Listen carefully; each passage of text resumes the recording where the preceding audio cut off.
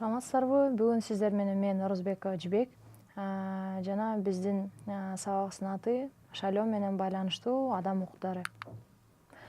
Шайлоого байланышкан укук деп эмнени атайбыз?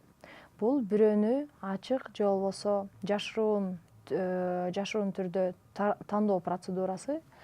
Ошол эле учурда шайланганга болгон укук мүмкүнчүлүк деп атайбыз. Демек, шайлоого болгон укук эки укуктан турат. Бул шайланганга мүмкүнчүлүк, экинчиси бирөөнү шайлаганга мүмкүнчүлүк. Шайлоого байланышкан укуктар политикалык укуктар категориясына кирет. Мамлекет бул укукту колдонууга шарттарды түзүү зарыл, бирок ошол эле учурда кээ бир группаларга чектөө коюшу мүмкүн. Демек, биз мурда айтып кеткендей эле абсолюттук жана чектөөгө туура келген укуктар бар деп айтканбыз. Бул шайлоо менен байланышкан укук абсолюттук укуктарга кирбейт, табигый укуктарга кирбейт, бирок мамлекет тарабынан чектөө болушу мүмкүн. Адам укуктары боюнча комитетте шайлоо боюнча мындай чечим чыгарган эле. Адам укуктар боюнча комитет бул Бириккен Улуттар Уюму алдындагы адам укуктарды изилдеген, адам укуктар боюнча иштеген комитет болуп эсептелинет. Бул комитет адам укуктары боюнча адам укук бузуулар болгондо, жарандар мамлекетке каршы чыкканда, ушул учурда адам укуктары боюнча комитетке жарандар кайрыла алышат. Демек, шайлоого байланышкан укуктар боюнча адам укуктары кандай деп ойлойт? Шайлоо жана референдум мыйзам аркылуу бекитилиш керек жана чектөөлөр минимум критерийлерге гана ээ болуш керек.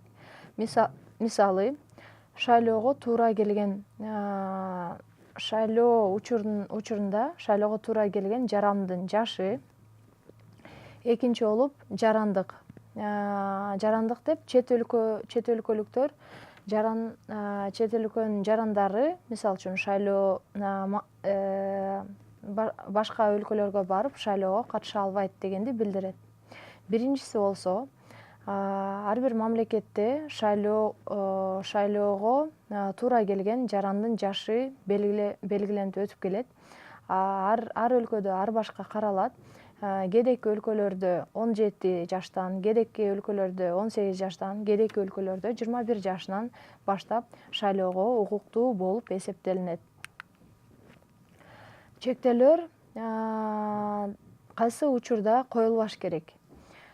Биринчи болуп майыптык негизинде, эгер адамдын дени сак болбогон учурда майып болсо, жаран майып болсо, ошол учурда мамлекет түзмө-түз ага кепилдик алып, майып адамдарга өзгөчө бир шарттарды түзүп бериш керек. Экинчи болуп билим жоктугу негизинде. Эгерде кимде ким билими жок болгон болсо, ал негиз адамды шайлоого барбайт же болбосо шайлабаш керек деген нерсе болбош керек. Ар бирөө шайлоо укугун колдоно билиш керек. Үчүнчү болуп социалдык статус негизинде. Эгерде кимде ким социалдык статусу төмөн же болбосо жогору болсо, ал негизде дагы мамлекет тарабынан чектөө коюлбаш керек. Социалдык статус негизинде илгерки кылымдарда, мурунку кылымдарда бул негизди шарт катары коюп, көптөгөн адамдар шайлоо процедурасына катыша албайт эле. Кийинки болуп политикалык көз караштын негизинде. Адамдар кимде ким политикалык көз карашы башкача көптүктөн башкача болуп тургандан бул адам кандайдыр бир чектөөлөргө туура келбеш керек жана мамлекет адамдын кандай көз карашы болсун, политикалык жактан болобу же болбосо диний тууралуу көз караштары башка болобу, алардын баары шайлоо укугуна ээ болуш керек. Башка болуп, кылмышка шектүү болгон учурда мамлекет ага чектөөлөрдү койбош керек жана кылмышка шектүү адамдар дагы шайлоо укугуна ээ боло алат. Эгерде адам кылмышкер болгондо гана камакка алынып, алынгандан кийин балким чектөөлөр коюлушу мүмкүн, бирок шектүү болгон учурунда ал адам дагы шайлоого укуктуу деп айтылып келет. Шайлоого болгон укук улуттук жана эл аралык деңгээлде каралган. Эл аралык деңгээлде эң биринчилерден болуп адам укуктары боюнча жалпы декларациясында жазылып өткөн. Негизи адам укуктары боюнча жалпы декларация 1948 экинчи дүйнөлүк согуштан улам кабыл алынган эле. Бул жакта политикалык, социалдык, маданий укуктар боюнча адам укуктарынын принциптери, негиздери кабыл алынган эле. Бул жакта 21 берене болуп шайлоого болгон укуктар боюнча айтылып келет. Экинчи болуп жарандык жана саясий укуктар боюнча эл аралык конвенция. Жарандык жана саясий укуктар боюнча эл аралык конвенция 1966 жылы мамлекеттер Бириккен Улуттар уюмунун мамлекеттер тарабынан кабыл алынган. Бул жакта 25 беренеде шайлоого болгон укуктар тууралуу айтылып келет. Үчүнчү болуп аялдарга карата басмырлоону жок кылуу боюнча эл аралык конвенция болуп эсептелинет. Бул жакта 7 беренеде айтылып келет жана бул конвенция башка конвенциялардан өзгөчө болуп турганы бул аялдардын шайлоого укугу жана политикалык ролун мамлекет алдыңкы планга коюп, аны үндөш керегин басым жасап келет. Азыр биз билгендей эле көптөгөн мамлекет өнүккөн политика тарабынан өнүккөн мамлекеттер адамдын ролун аялдын политикадагы болгон ролун эң жогору коюп жана мыйзамдарды дагы ошол тууралуу бекитилип келет. Кыргыз Республикасында албетте шайлоо тууралуу конвенциялар, документтер кабыл алынган жана улуттук деңгээлде дагы өздөрүнүн мыйзамы бар. Эң биринчи болуп албетте Кыргыз Республикасынын конституциясы болуп эсептелинет. Экинчи болуп конституциялык мыйзамдар кирет. Ал конституциялык мыйзамга Кыргыз Республикасынын президентин жана Жогорку Кеңешинин депутаттарын шайлоо боюнча конституциялык мыйзам деп эсептелинет. Биз билгендей эле жакынкы арада 15 октябрь болуп Кыргыз Республикасынын президентинин шайлоосу өттү. Ал жакта бул процессти көзөмөлдөгөн эң негизги мыйзам болуп ушул конституциялык мыйзам менен иштеп чыгышкан эле.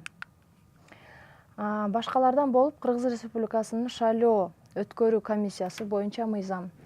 Кыргыз Республикасында борбордук шайлоону өткөрүү комиссиясы жана референдум боюнча иштөө комиссиясы шайлоо менен иштеп келет жана бул тууралуу Кыргызстанда мыйзам ортого чыгып иштеп келет. Башкалардан болуп жергиликтүү кеңештин депутаттарын шайлоо жөнүндө мыйзам. Жергиликтүү биз билебиз, жогорку кеңеш бар жана регион райондорубузда, областарыбызда жергиликтүү кеңеш деген кеңештер бар. Алар тууралуу, алардын шайлоосун тууралуу дагы өзүнчө бир мыйзам бар. Бул мыйзам жергиликтүү кеңештин депутаттарын шайлоо жөнүндө мыйзам жана бул дагы Кыргыз Республикасынын шайлоону өткөрүү комиссиясы жана референдумду өткөзгөн комиссиясы көзөмөл алып келет жана мыйзам, улуттук мыйзамдар жана мамлекет буга кепилдик болуп келет. Башкачалардан болуп жергиликтүү өз алдынча башкаруу мыйзамы жана жергиликтүү мамлекеттик башкаруу боюнча мыйзамдарда Кыргыз Республикасында иштеп келишет. Мен айтып кеткендей эле, жакын арада Кыргыз Республикасында 2017 жылы 15 октябрда президенттик шайлоо болуп өттү. Бул президенттик шайлоодо эң керектүү мыйзам болуп Кыргыз Республикасынын президентинин жана Жогорку Кеңештин депутаттарын шайлоо боюнча мыйзам менен колдонуп өттү жана президент бул ким деген суроого жооп берип, иштөө мөөнөтү канча деген суроолорго жооп берип жана иштегенде кандай пландарды иштөө мөөнөтүндө аткарат деген суроолорго жооп берген бир процедура өттү. Кыргыз Республикасында референдум жана шайлоолор мыйзамдуу негизде өтүш керек жана бул референдум жана шайлоо процедурасын эл аралык көзөмөлдөөчүлөр аркылуу дагы өтүш керек. Эл аралык көзөмөлдөөчүлөр бул Бириккен Улуттар Уюмунун өкүлдөрү жана башка регионалдык өкүлдөрү тарабынан көзөмөл болуш керек.